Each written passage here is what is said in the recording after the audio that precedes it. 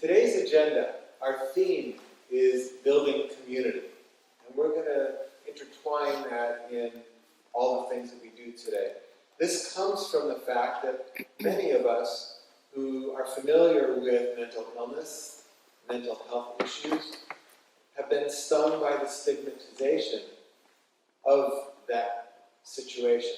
And that could lead to isolation, which was one of the motivating factors for our doing this series, is part of building community and to stamp out stigmatization associated with mental illness.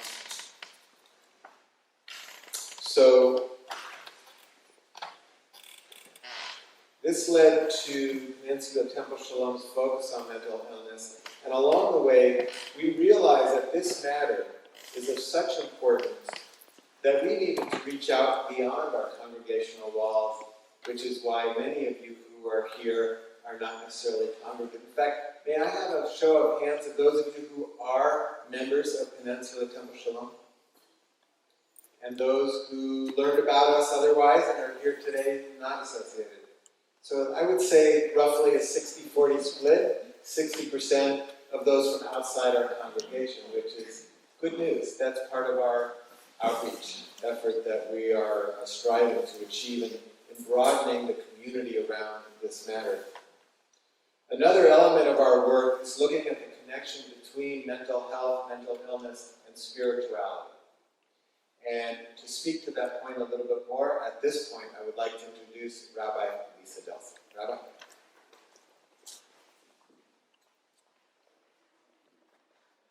Thank you all for coming here today. It's just so nice to see a need amongst our community and be able to be a place where people can meet that need, whether you are always a part of our community or just this afternoon. So our Panem el Panem, which means face to face, and it's a verse that comes from the Torah a few times, grew about 4 years ago, where our congregation realized that we needed to address teen and young adult mental health. And through this initiative over the past few years, it came about through small group conversations of building connections within our community. And it was one of the issues that came up over and over and over again, how our teens are dealing with anxiety and depression, about how the access to mental health care for our families is so challenging to navigate. And throughout this, as David said, we worked on a few areas of reducing stigma, of education, and advocacy. And it has led to us hosting a half day of learning with over 200 members of our Peninsula community to come together. We have worked on a resource list that was recently updated. Thank you to Marcia Mayer. And a few other things that are happening within our community. And this is one of the initiatives that grew out of it. And another thing that we're looking forward to is I am working with Bill Cruzy from the San Mateo County, and we are going to be hosting a clergy training for clergy of all faiths to come together and do some upkeep on our skills of how to address mental illness and mental health amongst our congregants and our wider community. So one of the things that we learned through this process over the past few years is the connection, the special place that faith and community have when talking about these very personal and very challenging issues. And how being a part of a faith community has some sort of a protective factor for many people when it comes to mental illness. And that's not to say that it's for everybody, and that's not to say that it is a cure-all, but it is one of the things that strengthens one aspect of mental illness.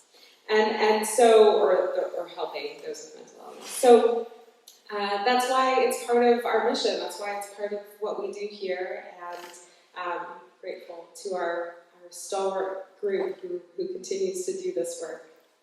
I wanted to offer a blessing before we begin this afternoon, written by Rabbi Elliot Kukla from the Bay Area Jewish Healing Center. And it's a prayer of healing for mental illness. It says, May the one who blessed our ancestors bless all those who live with mental illness, their caregivers, families, and friends. May they walk in the footsteps of Jacob, King Saul, Miriam, Hannah, and Naomi, who struggled with dark moods, hopelessness, isolation, and terrors, but survived and led our people. Just as our father Jacob spent the night wrestling with an angel and prevailed, may all those who live with mental illness be granted the endurance to wrestle with their pain and prevail night upon night. Grace them with the faith to know that though, like Jacob, they may be wounded, shaped, and renamed by the struggle, but they will live and continue an ever-unfolding, unpredictable path toward healing. May they not be alone on this path, but accompanied by their family, friends, caregivers, ancestors, and the divine presence. Surround them with loving kindness, grace, and companionship, and spread over them a Sukkot Shalom, a shelter of peace and wholeness. And if you choose, please join with me and say Amen. Hello everyone, my name is Gilbert Cavallini and I've been a member of the California Clubhouse for 3 years. Hi, my name is Yvette, and I've been at the California Clubhouse for 3 years. My name is John Stanbury, and I've been with the Clubhouse about a year and a half. Hi, my name is Sarah Lee, just like a cheesecake, and I have been at the California Clubhouse for 2.5 years. My life was before the Clubhouse was I was isolating at home because I was coming off an addiction.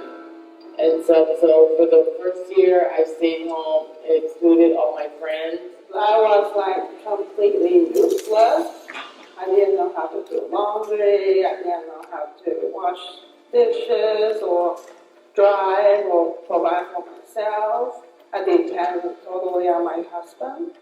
I isolated a lot, didn't have very many friends, and the people I could hang out with had very much nothing in common with them, and they were really unhealthy with that. For me, it was kind of unsure what I wanted to do. I was lost. I was always at home. Couldn't figure out what I wanted to do, and I was looking for a social network that I could be connected with the community around the area, and all of a sudden one day I came across the California Clubhouse, and as soon as I was in there and checking out the model of the clubhouse, I said, wow, I saw a lot of opportunity. It's like I just opened a treasure box of gold and diamonds, and I said, wow, this is a real great place to start my life. And sure enough, it did.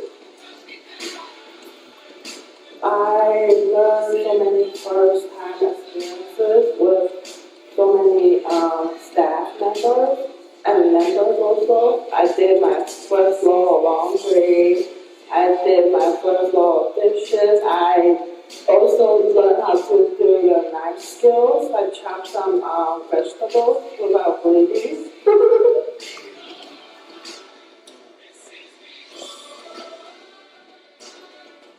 It showed me that there is a possibility to do anything, even when I had a mental illness situation as a bipolar, and anybody who's a bipolar could do what I have done, and there is a possibility. It definitely keeps me busy, and it taught me a lot of useful skills, and more than any of that, even is having a really positive, I want to say, community of people that understand mental illness, and almost all of my close friends are there, and I would say that it really has helped me regain my trust in people.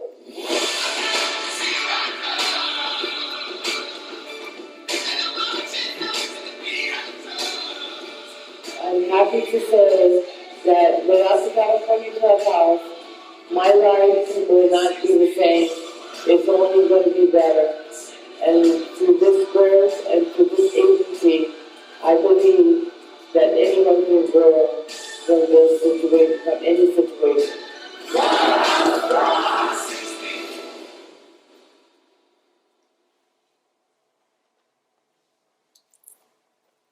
that it? Yeah. Okay. With that, I would like to introduce the Executive Director of the California Clubhouse here in San Mateo County, Ms. Erica Horn.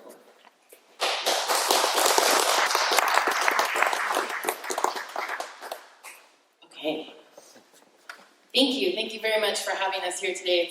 It's our honor to be able to come and converse and build community with all of you. We see some friendly faces right now, which is always a nice thing, but there are a lot of new faces to us. So we are very excited to bring you into our community today. So California Clubhouse is part of an international model. So I'm going to start kind of at the beginning. I'm also joined here by some of my colleagues from the Clubhouse. Some came for support, and because that's what we do in our community is we support each other. And then Agnes, one of our founding members, is also going to join me up here in a little bit and give you some testimony on what it's like to be a member in the Clubhouse and what her experience has been thus far. So California Clubhouse is part of Clubhouse International. There's about 300 clubhouses. The number shifts every so often, but in about 36 countries now. So it's an international model. And it started back in 1948 in New York. It initially started with a group of patients at a state hospital getting together and creating their own little support group. And through that, after the deinstitutionalization and a lot of people were released from hospitals, they reconnected in the real world and met on the steps of the library in New York. They formed an organization or a group called WANA, We Are Not Alone. Perfect way to describe what they were trying to create is community. So this community that met initially started as a group meeting to support one another, and especially to support one another in the transition from hospitalization, facility type living to the real world. So there were philanthropists and different individuals, civic-minded individuals that took note of this group, and through a lot of support from the greater community, they were able to get a building donated. So they no longer had to meet on the steps of the library. This building had a fountain. The original building had a fountain in the courtyard area, so they called it Fountain House. So some of you may have heard the term Fountain House. Fountain House is the very first clubhouse born in New York. It's in Hell's Kitchen, Manhattan. It's a 5-story building, and they have about 250 people a day coming to their clubhouse. It's incredible. They have, I had the opportunity to accredit their program, and they have everything from indoor horticulture, hydroponic horticulture, where they grow their own vegetables and herbs and things. They have a wellness bar. They have a gym on site for members who want to create total wellness for themselves. And they have an upstate farm that was donated. So they actually get wool and dairy and things that come from their own farm that they sign up on shifts to go out and manage as a community. So it's almost a self-sustaining community in a sense, if you think about it.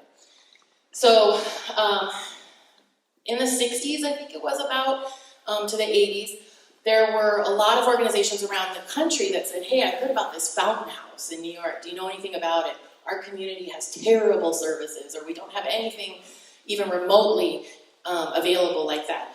And so folks started visiting Fountain House and going back to their local communities, Ohio or Indiana, and saying, hey, we need to do this too. We can make a fountain house here. So fountain houses, clubhouses, started popping up. And then there was a discussion, well, we need to have a term that we can all use, because Fountain House said, hey, Fountain House is us. You guys can be clubhouses too. Let's all be clubhouses, but Fountain House is in New York. So then in the 80s, there was discussion of, wow, we've got a lot of organizations now calling themselves Clubhouse, but they're not exactly doing what we want to do, which is empower individuals who join our community as members, not patients, consumers, or clients, because we're person-centered, and we believe that empowerment starts the day that you join something. When you make a decision and extend your right to join, you've made a choice. and that's empowering, right? You're not forced to be there, you're not required to be there. And so Clubhouse International was born, and an accreditation process was born, because we had to have some kind of way to look at the efficacy of these clubhouses that had been popping up all over the country. Fast forward to today, as I mentioned the stats earlier, we're in about 36 countries now. Since we're in a Jewish temple, I'd like to just point out that it was a very big celebration the day that our first clubhouse in Israel opened up, because in that clubhouse, people of Jewish faith, people of Christian faith, and people of Muslim faith came and worked together side by side in community in the clubhouse without those other things affecting their ability to be colleagues and talk about building community, right? So I like to point that out now. I think there's 3 clubhouses in Israel. So so Clubhouse provides an environment and a community. So clubhouses are buildings, but I like to talk about, it's not about the 4 walls or the many walls that the clubhouse has. It's not even about the building. It's about the people that fill that building. And so here, California Clubhouse exists in San Carlos. We started in San Mateo, and then we moved to San Carlos because of rent, and we needed more space. But I want to give you a little history of California Clubhouse before I keep going into the model a little bit. So we're very blessed today to be joined by Juliana Feuerbringer and Neil Murphy and Morgan, their daughter. They are founders of California Clubhouse. So California Clubhouse actually exists today because of their desire and vision to build something that would not only hopefully help their son, but also provide an opportunity for other individuals living in the community. I want to share that today they are here to support us, though they have recently suffered the loss of their son, who did end his life last month. And so the Clubhouse has been mourning with the family and trying to keep that bridge connected. But it's really the work of this family and the time, the energy, the years, not days, but years of energy that went into. So I just want to honor the amount of work and dedication that you all gave to California Clubhouse. So thank you.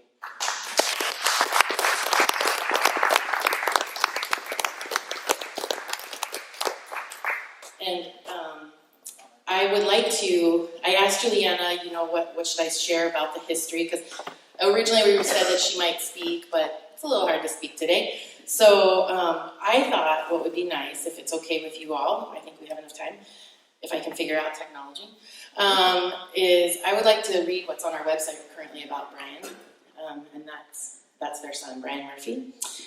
It is with tremendous sorrow that we share the loss of a very special member of California Clubhouse, Brian Murphy, the beloved son of Neil Murphy and Juliana Feuerbringer, and brother of Morgan Murphy. Tragically took his own life on January 30th after a 10-year battle with schizophrenia. He was just 30 years old. Brian was a brilliant, creative, and charismatic young man with his entire life in front of him when he was struck with mental illness. He was a model Burlingame High School graduate, Stanford-bound, and had just completed an extraordinary year abroad in China when things began to unravel, his own mind betraying him. Over the next decade, he would fight valiantly to try and keep his mind intact, to try and get back to his studies, and to pursue, as best he could, his passions of math, computers, science, and music.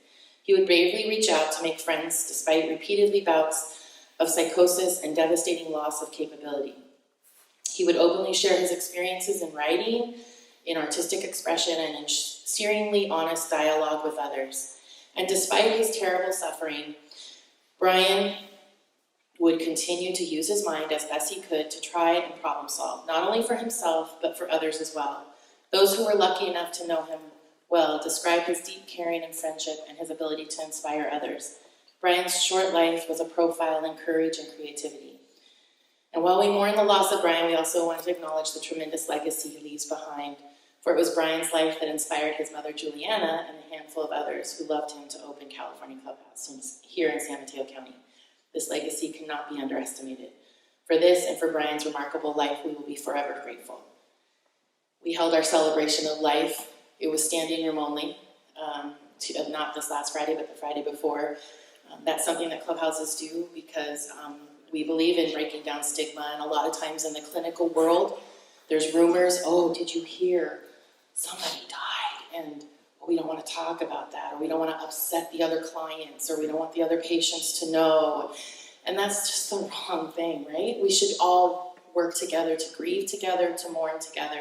If we're really truly in community, don't we do all those things together? And then we can support together and we can celebrate together. And so in true fashion of Clubhouse, we held a celebration of life, and we were honored to be able to celebrate this young man. And we didn't get a lot of time with Brian, unfortunately. We only had a couple of years. But because of him, there is a Clubhouse that stands and remains available to many other individuals in our community that may find the Clubhouse to be a supportive environment to help them move into their recovery and move through what can feel very devastating when they get that diagnosis of mental illness. So Clubhouse, the Clubhouse model. So we don't focus on diagnosis or disability. We talk a lot about ability, and I used to joke that I'd say, check your diagnosis at the door. We require it just for our eligibility paperwork. But after that, we don't really care. So we just feel like when you walk through the doors, you're a person.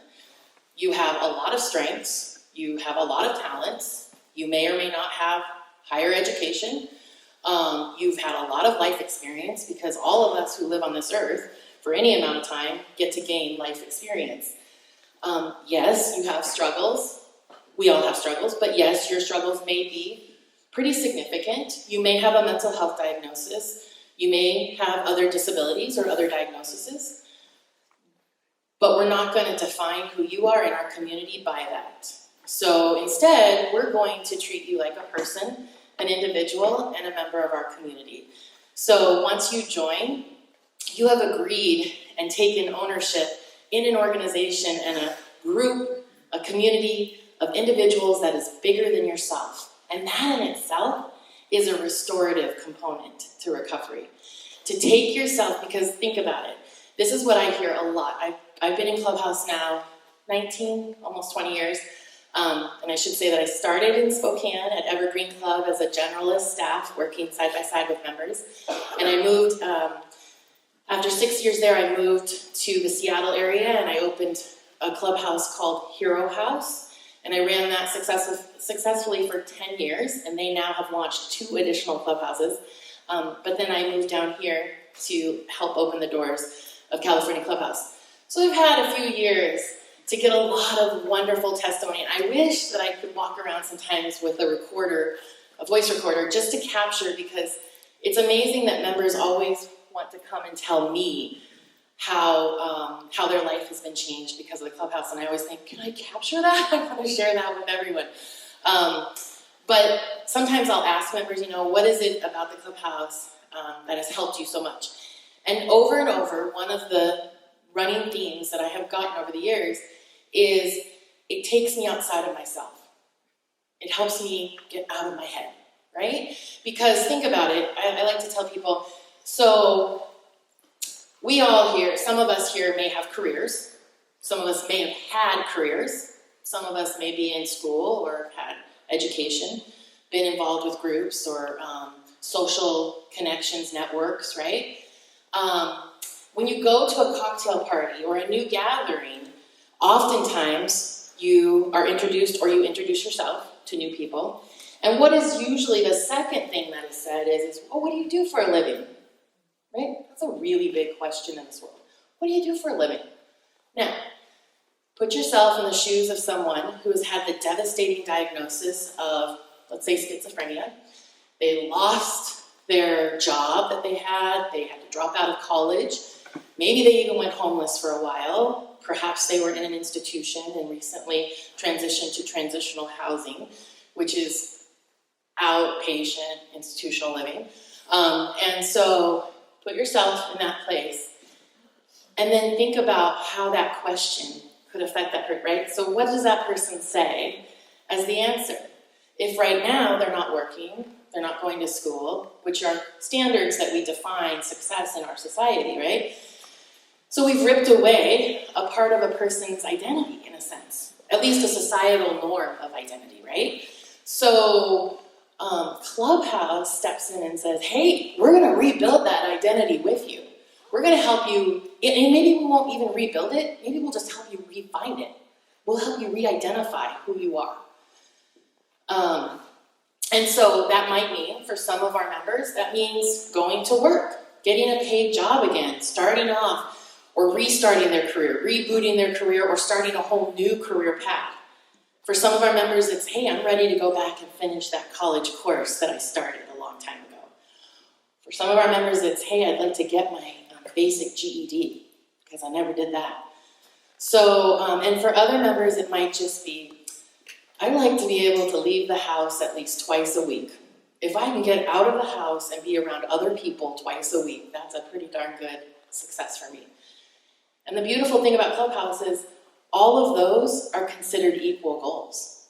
They're all equal, because every single one of those goals or opportunities that members might take are just as valid as the other, right? Because each person has their own path and journey that they're on, and success looks different for everyone.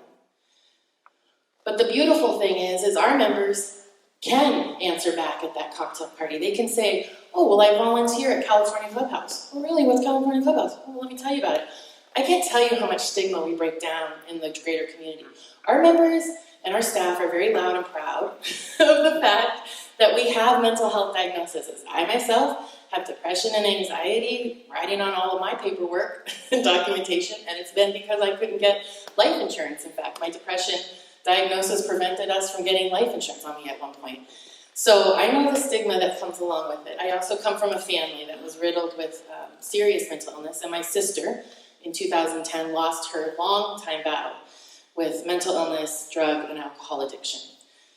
So I've lived it, both personally and professionally. So in Clubhouse, we try to restore what it means to be an individual full of capabilities, right? Full of talent, full of strength, because everyone has strength, everyone has talents, but sometimes those things get convoluted or diluted because of the illness, the symptoms, the medications, right? I mean, there's side effects to medications. And so whatever the reason, that person, that piece of that person kind of slips away. And so in Clubhouse, we try really hard to rediscover that piece.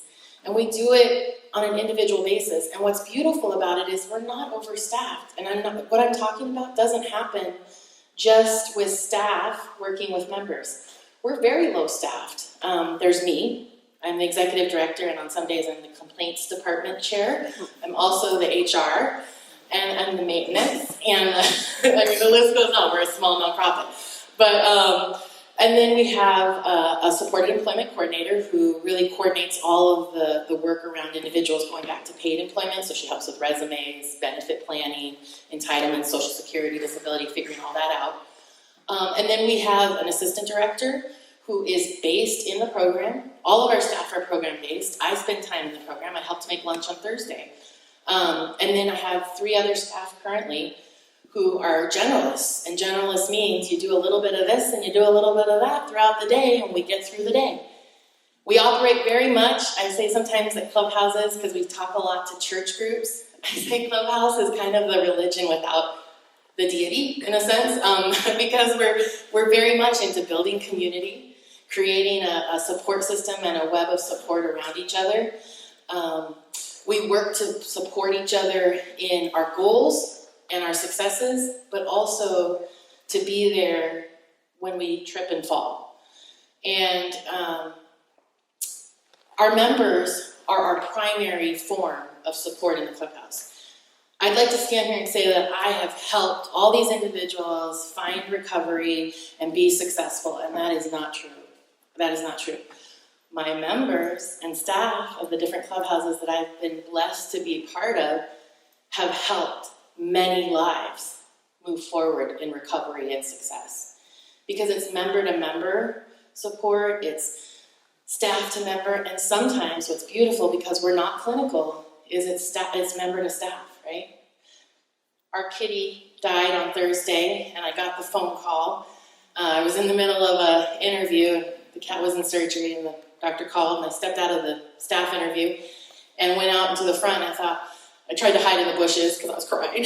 And I thought, oh, and boom, like that. Like it was a beeline. There were members and staff that came running out, and they all just, they hugged me and held me, and they were there for me. And it's just different. It's just different than a clinical component, right? So we don't have doctors, therapists, case managers, med management.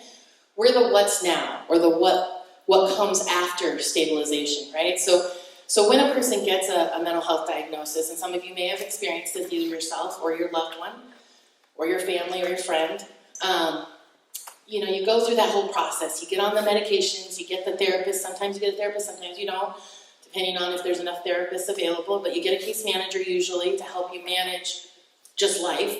And you're limited on those visits and the time that you have, right? And then you go home, okay? So you go home and you spend day after day, either at home or walking the street or sitting in the libraries. So Clubhouse steps in and says, well, take that time and bring it to the Clubhouse. Get to know other people, learn about your illness or how people have survived and found recovery with the same diagnosis, maybe different diagnosis, but also start thinking about things beyond just your illness. Start thinking about, you know, what do you like to do? What makes you feel happy? What makes you feel productive? And that's the other thing that I hear a lot in Clubhouses is just being able to do something meaningful and productive helps restore that sense of personhood. There was a woman I worked with up at Hero House, and I remember she's one of my good Facebook friends now, but when she first came to the Clubhouse, she spent a lot of time crying and sitting in the business unit. We have units, that's how we organize our day. And she just really wanted to talk about her illness and the devastation of how this has affected her life, and that she's jobless. She used to work at Boeing, all these things. She just wanted to stay in this place of just perpetual agony because of this diagnosis and because of her illness. And members and staff gradually kind of pushed her along because we don't have a lot of space for that. We try to help people transition into thinking about some other things and helping participate. And she declined all invitations to do meaningful work with us during our work order day. And my staff were they said, oh, I don't even know why she comes. She's not even doing anything in the Clubhouse. She just comes. Sometimes she just sits in the unit and cries, and the other members are trying to figure out what to do about that. And I said, well, just give her time. Just keep inviting her. Keep offering ideas. And one day we had something due that had to be typed up, and I knew she was very proficient. She was way faster than me at typing. And it was due like at 5 o'clock or something, and I came out to the unit and I said, hey, do you think you could help me? I am in urgent need. I need to get this done. I can't do it. Is there any way that you could just help me do this? And she looked at me and she said, I don't even know if I can still use a computer. And I said, I think you can. I think those skills are somewhere inside of you. I said, even if you type slow, I need help doing it. And so she gave in and she typed it up. And then she came in the next day and she asked my program director, Olga, is there anything that needs to be typed up today? And Olga was like, yes, I have a whole pile of things right here. Let me give it to you. And later, she shared with me that was a pivotal moment for her where she turned the corner, because she went home that night and she said, I had this tinge of what it used to feel like to get through a day and finish something that meant something. Like there was value to what you handed me to work on. It wasn't something that you just asked me to wrote, paragraphs. It was going to be turned into a funder. And she said it was like really important, and I felt so good. I went home and I felt so good. And I said, well, let's keep you feeling that way.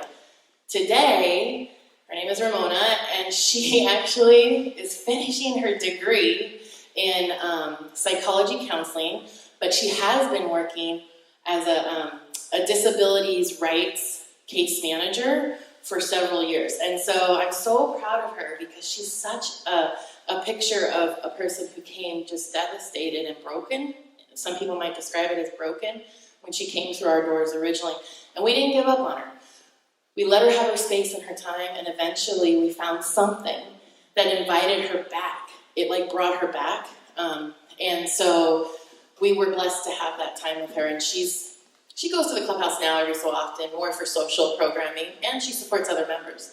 So that's the beauty of the Clubhouse. So really quickly, I'll just talk about where are we on time? I better do attention. 4:06. We're actually great on time. Okay. But the reason why I wanted to jump up Yeah. here is to remind you all that as Erica's talking and as our next speaker talks, write down your questions on those index cards so that we could do Q&A. Thank you. Perfect. So I want to just give you kind of the structure. So what the heck is the Clubhouse? So the Clubhouse is a membership-based organization. So individuals who have been diagnosed with serious mental illness come through our doors. They fill out a very basic application and get an eligibility form to be completed by a doctor, nurse, case manager, therapist, somebody that can just attest to the diagnostic requirement for us, because we are funded partially through mental health services. So once they start the program, they're agreeing to be a member of the Clubhouse. So again, they're not a patient, a consumer, they're not a passive recipient of services. Because with membership, what comes with membership? Expectation, right? Involvement, and accountability.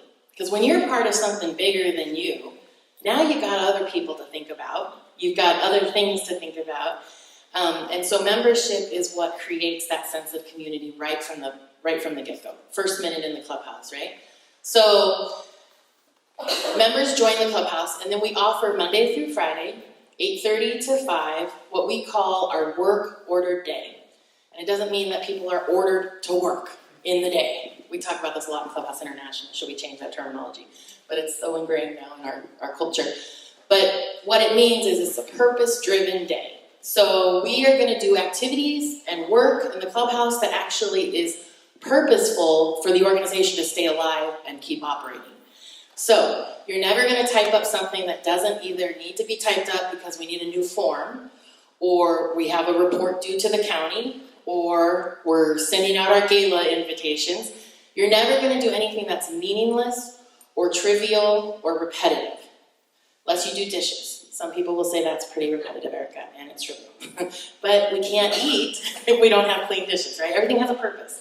So we have everything that you can imagine to run the organization is what's done in the work order day. So we have maintenance jobs and opportunities. We have to clean our bathrooms. We don't have a professional janitorial service that comes in. We clean our own toilets. We unplug them. We water our own plants. So we have horticulture opportunities. Very limited right now because of where we live. But we do some plants, and they're still live, thank goodness. And then we have data entry, we have clerical work, we have reception, our phones are answered by members, our intake is done by members, our orientation process is done by members. All the forms that we use, all documentation that we've created in the Clubhouse were actually created by members and staff working side by side, and because there was a need for it. Hey, we need an incident report. John just fell down, we need an incident report. Oh my goodness, we do, you're right. Do you want to create one? Well, I don't know how to create one. Well, let's get a couple of people together and see if we can figure out how to create one, and let's call a couple of clubhouses and see if they'll lend us theirs, and we'll see what it looks like and we'll do it. We have a business unit where our clerical, business, administration, accounting, Agnes can talk a little bit about her experience in accounting. She's one of our head accountants in the Clubhouse. She works in our QuickBooks, helps cut checks, pays our rent, makes sure our rent gets paid on time so we don't get in trouble there.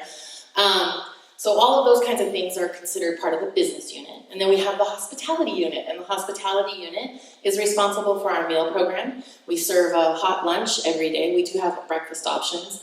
We serve a lunch for $2 a day to members, $4 to guests. And some people say, well, Erica, other programs in the area give free lunch.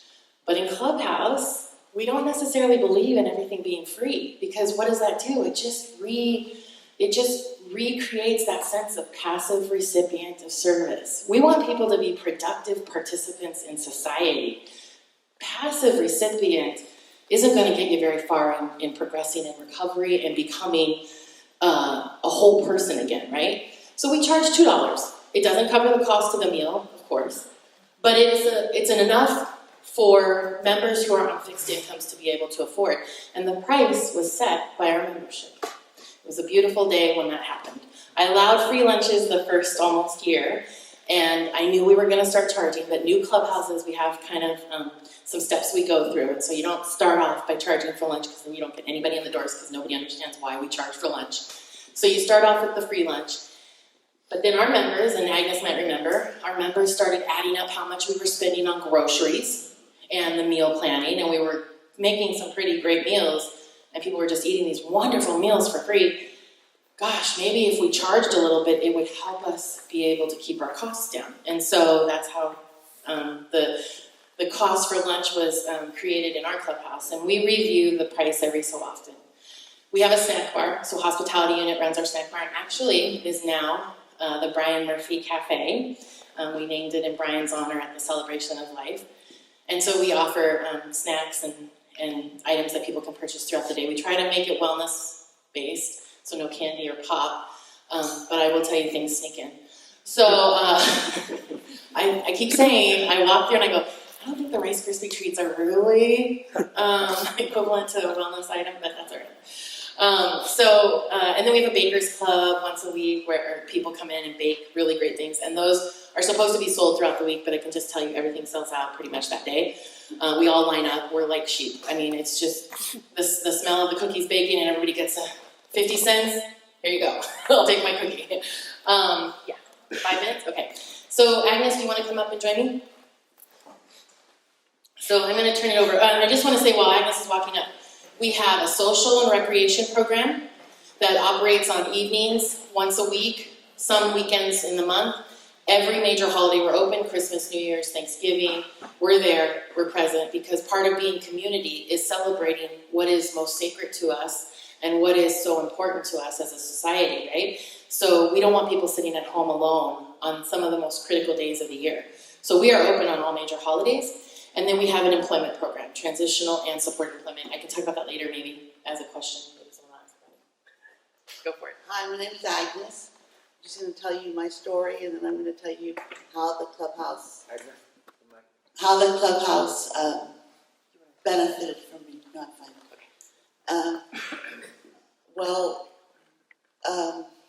I was born in 1969, and I had a really good childhood, a really good time in high school, and I had lots of friends, and everything was going very well. And I wasn't quite secure about my grades, so I went to community college. And that's where it all began. I became a receptionist for a chiropractor, and he was a Scientologist, and I decided that I was going to move out of my parents' house, become a Scientologist, and live my life on my own. I didn't know how to cook, I didn't know how to do laundry, I didn't know how to do anything, and I didn't have a good paying job. And we were supposed to go, I'm Croatian, we were supposed to go to Croatia that summer, and I told my parents I'm not going to go, and they spent $1,000 on my ticket, and I said I adamantly would not go. I was going to be a Scientologist. And then they were like, what's happening with Agnes? And then after that, I came home for a little bit, and then I decided I don't need to be home. I'm going to go on the streets and live like I want to, and I was homeless. And I was doing crazy, crazy stuff. So finally, I was driving my parents crazy. I don't know how they lived through it. So finally, they got me, I think maybe into the hospital, I don't know. But I got diagnosed with bipolar disorder. And I was very happy to find out that something was wrong, and now I could take medication and control it, and I would stop acting crazy. And so it took me a little while. I went back to Skyline and CSM. Then I transferred to San Jose State University and became an occupational therapist, which I only did for 2 years because it's too stressful. And then my cousin's wife, who was a big wig at AT&T, got me a job, and I worked there for 12 years. And that night, 2011, I got sick. Well, I can't say my life was always perfect throughout those years. I did have to be hospitalized a couple times. I did get depressed, but I was still very productive. So then, in 2011, I got very sick.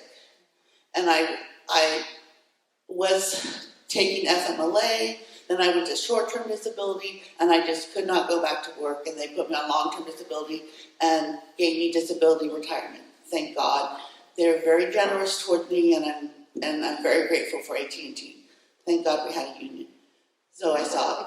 And so I spent my time not doing much, going through manic episodes, ending up in the hospital, wanting to kill myself, trying to kill myself, and stuff like that.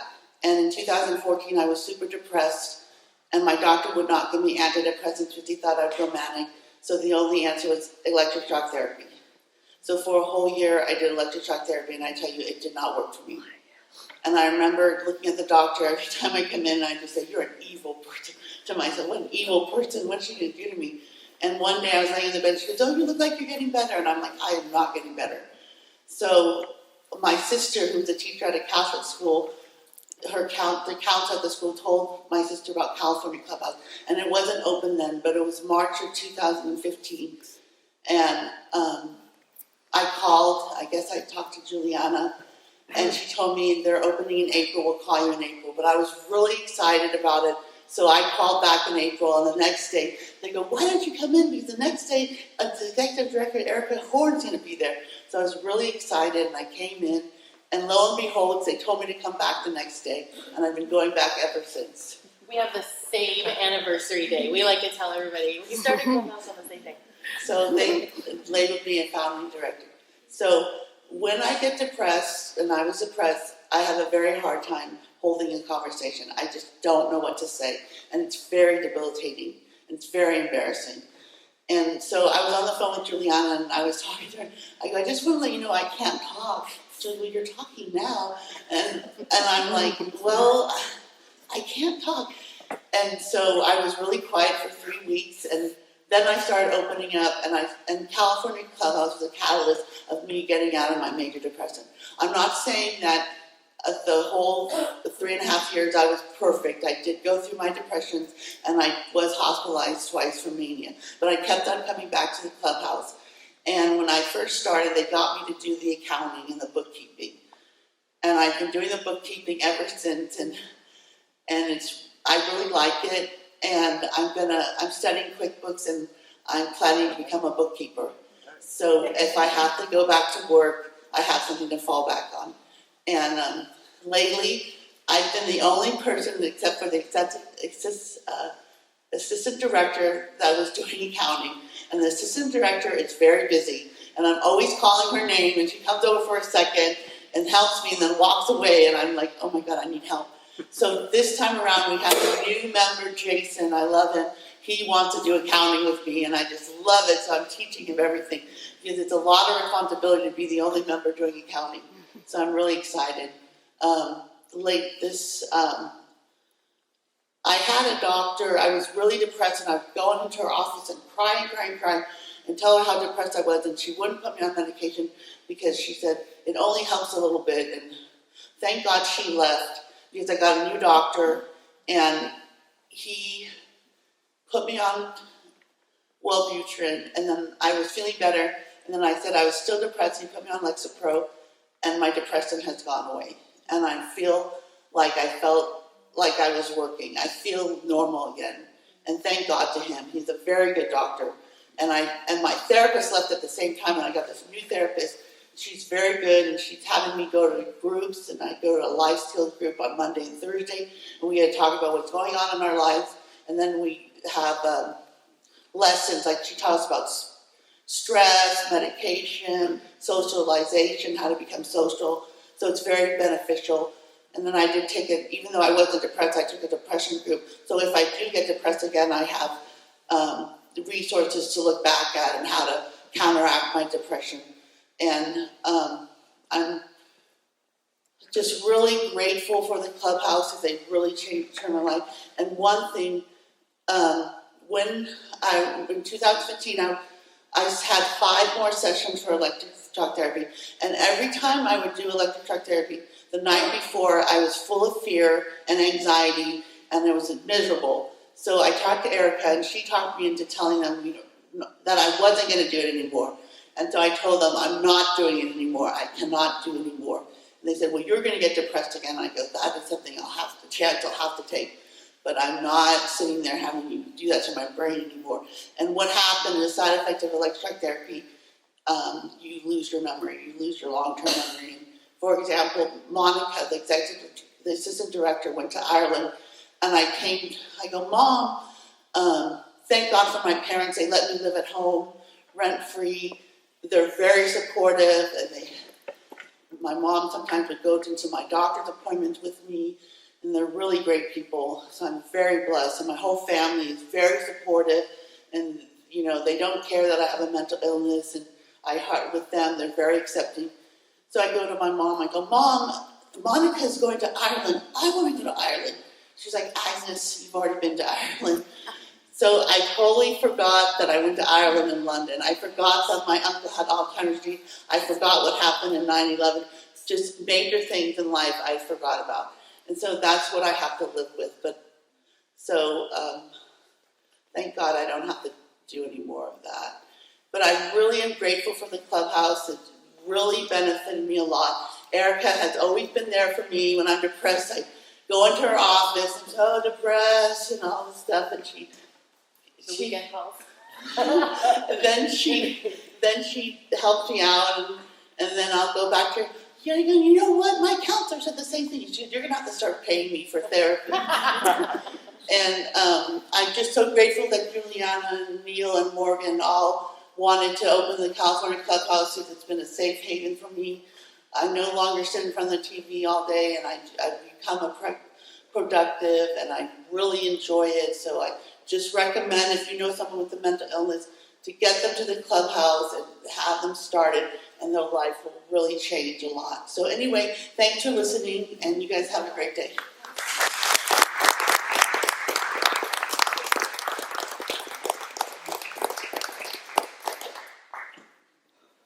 Can I ask for one more round of applause for both?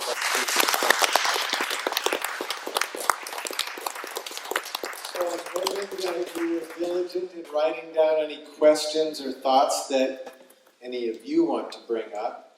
I'm going to ask my partners to please go around and pick up the cards from each of the tables. And would you please explain where the funding comes from if there is a cut for membership? Cost for membership, and what the future plans are for California Clubhouse. Would you like, Erica? That's 3 questions, but no, I'm just kidding. So I knew somebody would ask about funding, so I didn't put it in my original presentation. So we are funded through a variety of ways. 55% of our budget comes from the gracious county, and Dave Pine is here representing the Board of Supervisors, so I just want to give him a shout out because the Board of Supervisors for San Mateo County are amazing, and they have been incredibly supportive of the Clubhouse. We feel like they're part of our family. We feel like we know them by first name basis, and that's because they've created that ability for us. So thank you. Thank you. So 55% comes through behavioral health and recovery services. And then 45% is fundraised. So we do a lot. We do a lot of grant writing, or attempt to do grant writing. We do a lot of donor cultivation. We work with churches, synagogues. A lot of times we'll do an extra offering or a 5th Sunday offering in our honor. So we're very blessed by the interfaith community in San Mateo. But we also have a gala that's coming up. It's our annual event, and this is our big way of filling the big gap in our budget, and that's on April 4th, and we do have invitations. Juliana has a stack, and I have a stack, so if you'd like to take one with you, please feel free to come seek out one of us. But that's how we do the funding, and then what was the other? Well, this is another question, but it's related. Erica, you mentioned that mental health services, I'm assuming behavioral health in San Mateo County, funds the Clubhouse. How are you funded? Does this come from national, state, county, individual sources? So our funding, again, is through the county, through behavioral health and recovery services, through the Mental Health Services Act, which is the tax in the state that goes to fund mental health and drug and alcohol recovery services. And there is no cost for membership. Membership is free. It's lifetime long. You can end your membership, but that's very rare. But it's lifetime long, and you don't have to be active to maintain your membership. But if you're gone for longer than 90 days, when you come back, we just reactivate your membership. Literally, we just uncheck a box on the computer. But if you're gone for a long period of time, we'll update your information. But it is absolutely free to the member to participate. Thank you. Agnes, I'm going to ask if you could respond to this one. What ages does Clubhouse serve? Ages. 18 and up. That was an easy one. When members have symptoms, Eric, I'm going to ask you to respond to this. When members have symptoms, well, first of all, in recognition that people's symptoms ebb and flow, when members have symptoms that affect peers, paranoia or worse, how does the community support the member and all the members?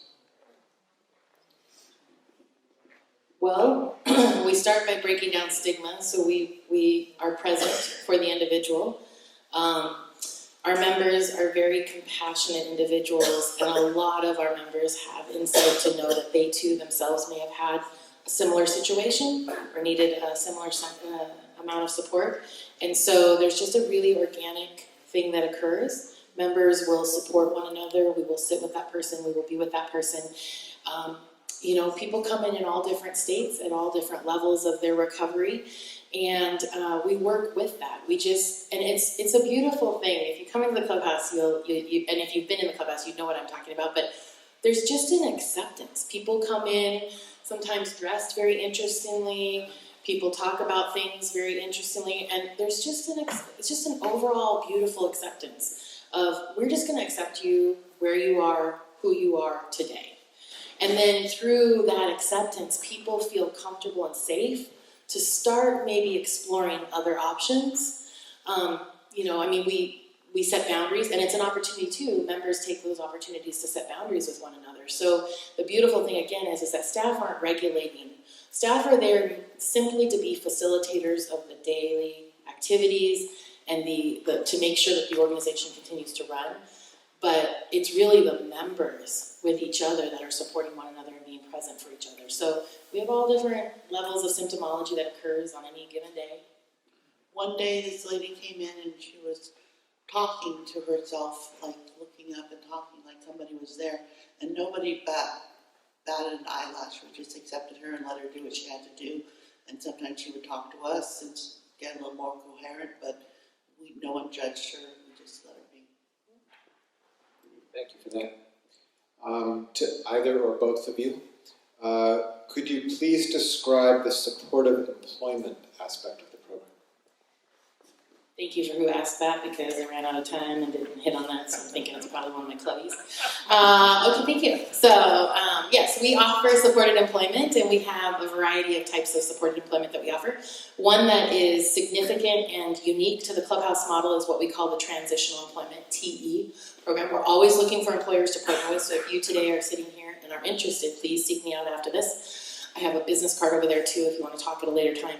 So transitional employment allows us to help individuals that either have never worked before, haven't worked for a long time, or have had 30 jobs in a 3-year period, who need a little bit more support to find consistency and to be able to find stability on a job, because we know that a lot of times the barriers are more soft barriers, like interpersonal skills, how to manage symptoms on the job, things like that. And so we offer transitional employment. It's a partnership that we have with an employer in the community. We look for multiple employers, so we have a variety of tasks and work job opportunities. The job runs 6 to 9 months. We get a commitment from the employer to hire that member for that 6 to 9 months as an employee of that job. So they're paid the prevailing wage. We don't believe in sheltered workshops in Clubhouse, and we don't believe in people doing busy work for less pay. So if you pay this person $12 an hour, then you need to pay our person $12 an hour. So the member goes to work as an employee of that job. But the unique piece is that we have 2 placement managers who are staff. So our staff, including me, share placement management responsibilities. We go out and we'll learn the job. So let's use a job as an example. We've recently been working at Rendezvous Cafe at the front end, doing the cash register and food running. So I, Erica Horn, Executive Director, have worked at Rendezvous Cafe on days when the member was sick or couldn't make it. I would go in, put on the apron, run the register, mess it up a couple of times, and get the chef all stressed out. So we learn the job, we master the job, and then we teach the job. So we make an agreement with the employer. Give us the job to manage. Teach us everything you want us to know about that job. And then you don't have to manage it from this point on, because we'll manage it. We'll just bring the person in, we'll get them started. We will stay with them on the job site as long as that takes. That could be a day and it could be a month. And then we will taper our time off with them so that eventually they're working on their own on that job. But then if they call in sick or can't make it, we will always try to get them to the job, because depression, we know, is a big proponent to people missing work. So what we do is when that person calls in and says, Erica, I just can't get out of bed today, I can't go to work. Our first line of defense is, okay, listen, what if I come get you? What if we get Starbucks and we go together and you only have to work at 50% because I'll be your other 50%. And sometimes that works and sometimes it doesn't. So then, okay, we go in and we work for that individual for that day. The nice thing is that person was hired as a temporary employee 6 to 9 months. So a lot of times they haven't earned or won't earn a lot of sick time or time off. So the employer doesn't pay for that day because that person's taking an unpaid day off. And we are working for them for free. So they're getting free productivity. They're never going to have that job have to be refilled by another employee of theirs. And that's the give and take that we have with the employer for us to be able to select who goes in and to be able to do the training. And then at the end of 6 to 9 months, we try to transition that person out into the either another job or a longer term job, like through supported employment or career path. Some people go to school. And then we put another member in because we've mastered that job as placement managers, so we rotate another person in to be able to do that job. We also have supported employment, which is time unlimited, and that's where we help you with resume, job coaching, job training, all of that. But we aren't going to do the guaranteed coverage for the employer. And supported employment oftentimes has a little bit more career component. Transitional employment isn't meant to be career specific. It's just to get your foot in the door, get a current resume, current references, learn how to manage some of those symptoms and things that come up on the job that have been barriers for you in the past, build your confidence, rebuild your self-esteem, and then we'll get you into the career of your choice. And then there's independent employment. That's where the individual has gotten their own employment, but we still support them in making sure that they're reporting their income.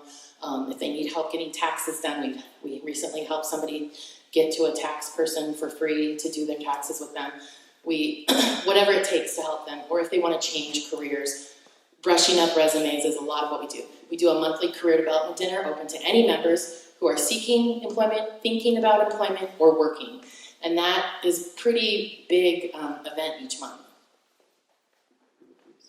Thank you very much. Is there a chance that a clubhouse would open up in San Francisco or Daly City? Yes.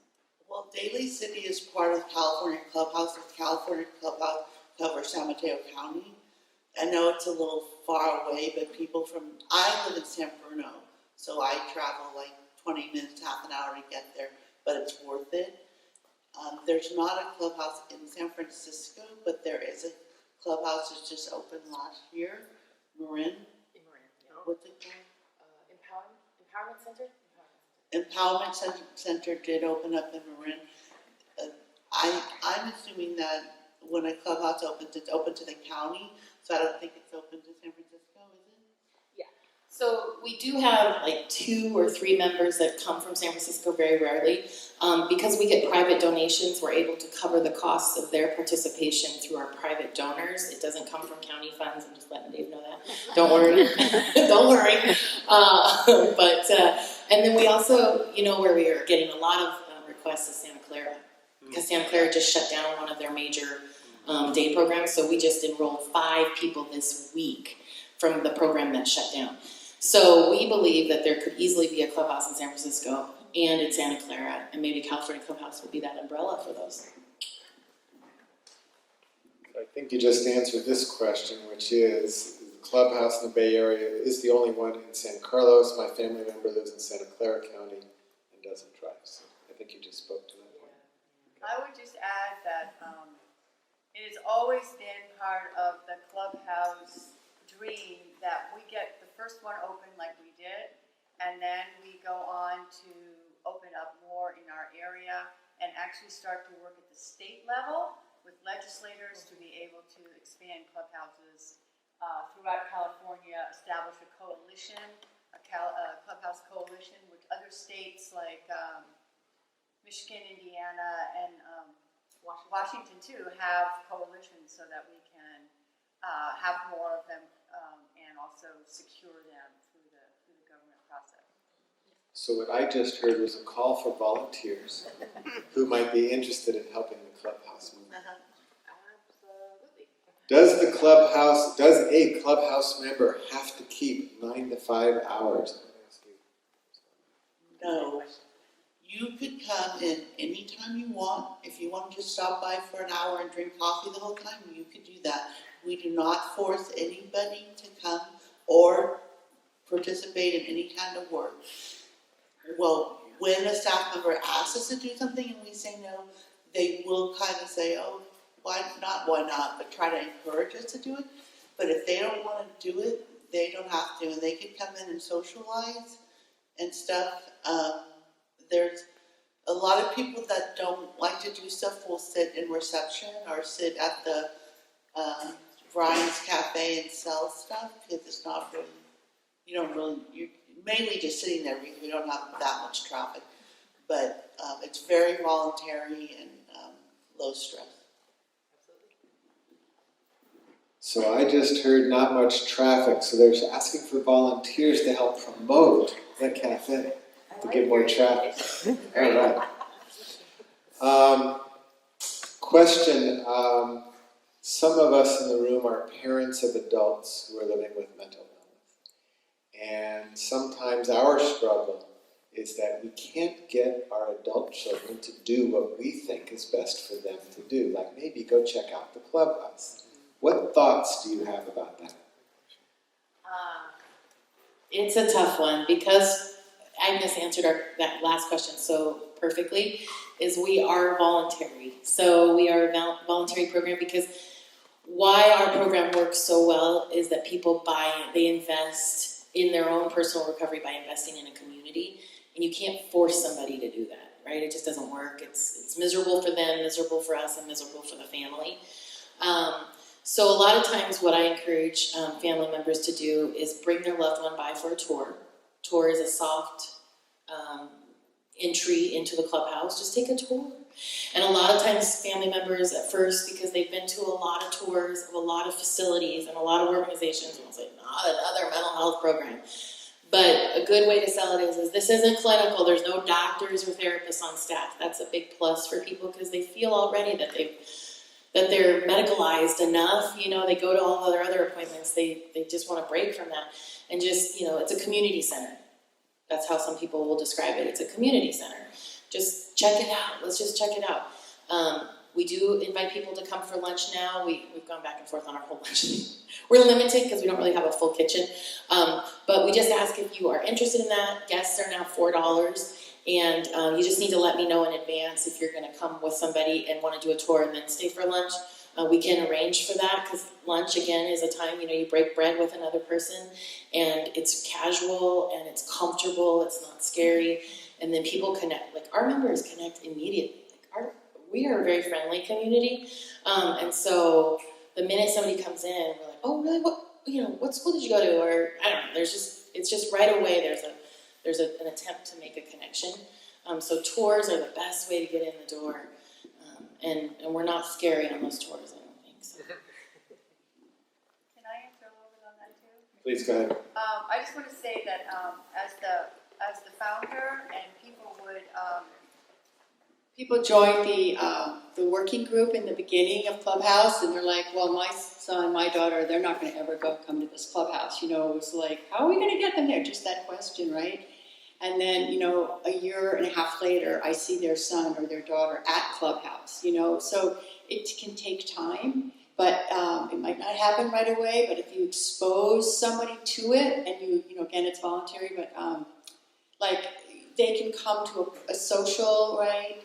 Or there's ways to get, or Check in with us. check in, and then like find out what, what your family member is interested in, and that might be something happening at the Clubhouse. So you might find ways to just sort of bring it up casually and suggest things that they might be interested in doing. It might take a little time, but it can work that way. And I will add to that the employment piece sometimes is the piece that, the employment piece can be the piece that entices people because they don't necessarily connect employment opportunities or education opportunities with clinical, and so it's easier for them to visualize, oh, so this really isn't a clinical environment. It doesn't look clinical at all when you come in. People never know what kind of business we are. So when they come Sometimes questions beget other questions. So if you have thought of something since we started this, please jot it down and hand me the card. It's not too late. Related to what we were just talking about, two-part question. How many members do you have now? And is there a limit/waiting list? No waiting list, that'll be our dream someday. No, we don't want a waiting list unless it means that the county board of supervisors says, all right, we'll fund another clubhouse, but you know, that's another discussion for a different day. So right now we are not at capacity. We are at 271 plus 5 that just joined last week, so 276 members strong. Now we have had a couple of deaths in that membership. But we count from day of opening to our total membership. Our average daily attendance rests right around 19-20 right now, so 20 different people. Although we've been hitting some spikes lately of 30 a day, we definitely have capacity to serve 40 in our current facility comfortably. And then holidays and events, we get spikes, obviously. And I will say that in a 90-day period, we will see close to 100 different individuals. We'll serve 100 different individuals. And one thing I just want to say that we didn't bring up in any of our conversation, which I can't believe, is our reach out system, because it's a very extensive part of who we are, and it totally relates to building community. So when a member joins, they choose the method that they would like to be reached out in, and there's multiple methods, and most choose all of them. But so if Agnes doesn't come in for 2 days in a row or 3 days, we're on the phone wondering, where are you? Are you okay? We just want to make sure you're okay. We have been able to help intervene with individuals who were getting sick because we knew that they weren't doing so well when they were here last time, and then they disappeared for 2 days. So then we go and we track people down. We go and do mobile outreach. Whenever a person goes to the hospital, we do mobile outreach. We do cards, letters, sympathy, empathy, congratulations, happy birthday, you know, all of those things. And then we do phone calls multiple times a week for different things. We call for all our outings and events that are coming up, but then we also do, hey, I'm just calling to say hi and see how you're doing. How are things going? You know, whether we've seen you or not, we might just call you and just say hi.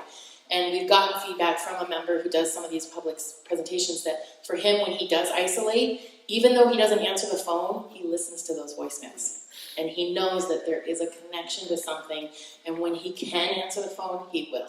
But at least he knows somebody's thinking about him. And I will say, on top of that is communities that have clubhouses, research shows communities that have clubhouses see a lower rate of hospitalization, a lower rate of incarceration, a lower rate of recidivism to the hospital, and a shorter stay in the hospital by almost 50%. Because we go, we connect, we visit with the person, and we remind them, hey, when you're done here at the hospital, we're going to be waiting for you. We miss you. We brought you some goodies that we baked on Baker's Day or whatever. And it helps get that person motivated to get back out of that hospital again as quickly as possible. Thank you. So, Rabbi, that reach out model we should use for our congregation. I think it's a great idea. Okay, last question I have, but if more come up, please feel free to share. This isn't specific to the clubhouse, but generically, if you can answer, explain, if you can, the limits of life insurance and medical coverage to those with mental illness. I've never said that in my presentation before today, so it's kind of funny that I got a question about it.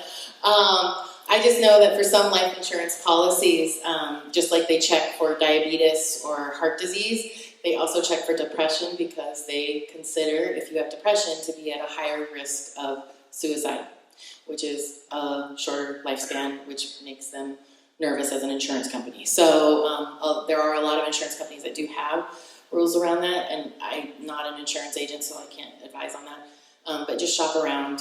And as far as medical goes, there is parity on the books, which means that mental health is supposed to be treated like medical health. But if you've ever had to fight or struggle for mental health services for your loved one, you will know that insurance companies and different entities make it difficult sometimes to really get parity, which is equal treatment. So it's a constant thing that I think all advocates in mental health are constantly working on, to ensure that people have as much open access to mental health services. And NAMI is a great national advocate on the national level of making sure people have open access.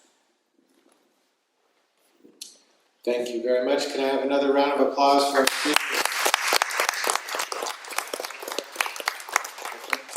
You have another question? It sounds like your club has a very comprehensive plan. Is that peculiar to the other California clubs? Do they go that extensive and have that kind of service? Absolutely. So Agnes and Rocky and Ken are all here. And so we'll be here afterwards, and we all are available if anybody wants to chat and ask us questions. But the four of us actually just went to Washington, D.C., because one of the things that we get an opportunity to do is travel because we go to conference. So we just went to the National Clubhouse Conference, and how many clubhouses were there, you guys? Do you remember? 100 and some?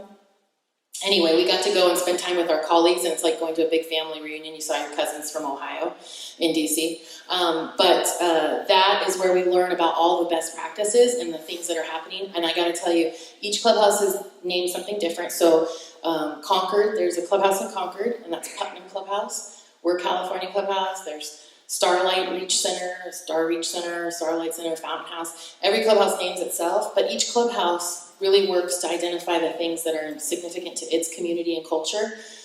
So there are clubhouses that are running full housing programs, one of our dreams someday. There are clubhouses doing multiple different facets, but we're young, we're 3.5 years old, and we're doing a lot in comparison, I think, for our age. But there's always room for growth, and that's the beautiful thing, is we're not stagnant. So members have an opportunity to actually define the path we take as an organization.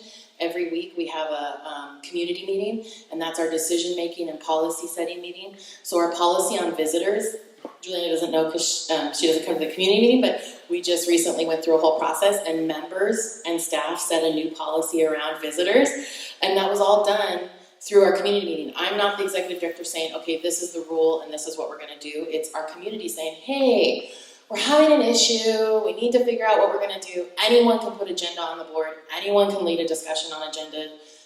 We have a timekeeper and a facilitator that the members sign up to do. And I just want to say I learned at the conference, that some clubhouses have groups that help you quit smoking, which I think is very beneficial. I'm a smoker and it's very hard to quit. Yeah, and then we have 37 standards that all the clubhouses adhere to. I can't believe we didn't say anything about the standards. You're right. So the standards are the Bill of Rights or the Code of Ethics for clubhouses. Back in the 80s, when I talked about Clubhouse International organizing itself, standards were set. And the standards go through a 2-year process of review. Everyone, literally everyone, Israel, France, here, Hong Kong, everyone in the clubhouse actually gets to be part of the review of those standards. So standards don't change very often or very much, but we grew from 36 to 37 standards a couple of years ago, and that was about a 10-year process because we believe in consensus, so we're a consensus-driven model.